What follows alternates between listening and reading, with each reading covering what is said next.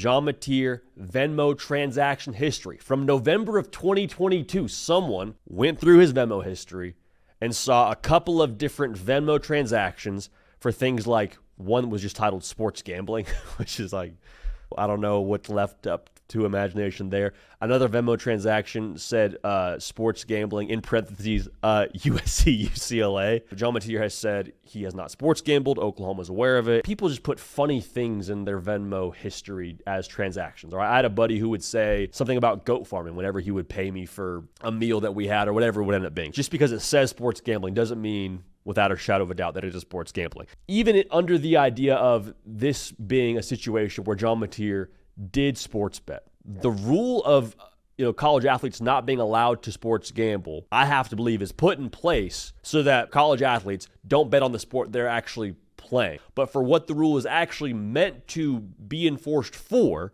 which is college athletes betting on themselves or betting on games they're playing and impacting the integrity of the game, this to me doesn't infringe upon that. I'm not saying it's okay. I'm not condoning it. I'm just saying that doesn't really get me all that worked up. To me, this is the equivalent of jaywalking. It's against the rules. There's punishment when you break the rules. But if this is actually what we're talking about, we want to talk about Jean Mateer not being eligible for the 2025 season, that to me is a little bit outside of the realm of common sense, okay? I don't have energy for this. And if you have energy for this, like I said on my social media, I'll say this again, I think you're a square. I think it's lame. I think it's lame to have a bunch of energy for an 18-year-old's Venmo history in a game he wasn't even playing in.